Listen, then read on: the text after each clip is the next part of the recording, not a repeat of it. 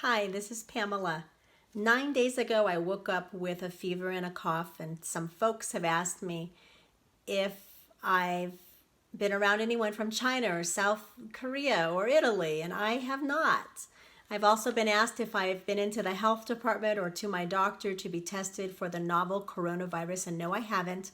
My symptoms don't qualify me for testing. But that led me to do a little bit of research to find out what in the world is going on here so that I know what approach to take in fighting this particular health battle.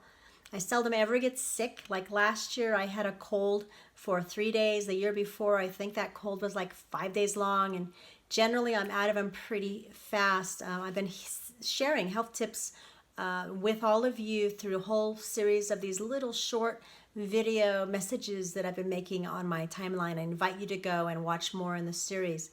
But today what I'm going to do is look at the most common symptoms in the novel coronavirus, also known as COVID-19, and the flu and the cold. And hopefully this will alleviate some moms and grandmas and dads out there.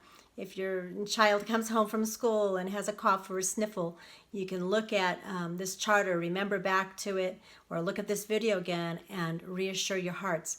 You know, we're exposed to hundreds of colds throughout the year, and our bodies, our immune systems, generally do a fantastic job of destroying those viral germs. But sometimes our guard is down because we are a little we're in a weakened state. Like, for instance, with me, I had been traveling, I'd been staying in Airbnbs on very hard mattresses, uncomfortable, not sleeping, off my regular healthy eating that I employ, eating restaurant food. And I had some meals at my daughter's house, however, that were very healthy, but primarily I was eating out.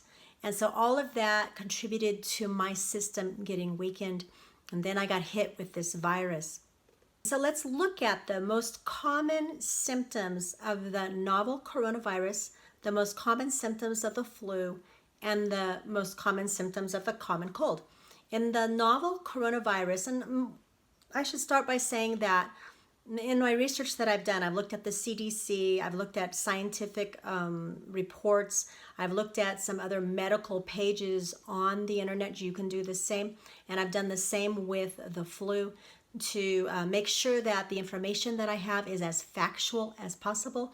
And we have to understand that as days progress, as time moves forward, scientists and the medical professionals are going to be discovering new things about the coronavirus, and the information that I'm giving you now might change a little bit, but the three most common symptoms will not change, okay? So there's a whole class of people, or there's a whole group of people that seem to be unaffected by this coronavirus.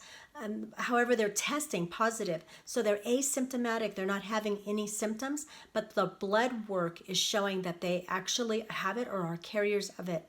And of those who have symptoms, the top symptoms that the medical people are finding in these individuals is that they have three things: a dry cough, a fever, and shortness of breath.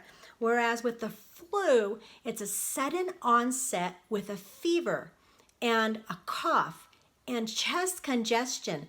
And sometimes that goes into the nose, sometimes it involves the ears, sometimes it involves some other symptoms, but the primary symptoms in the flu are a sudden onset of fever and a cough and a lot of chest congestion, whereas the normal virus, no chest congestion in the top three, okay? I think there could be exceptions to that rule, but in the top three, and this is what doctors are finding in most patients.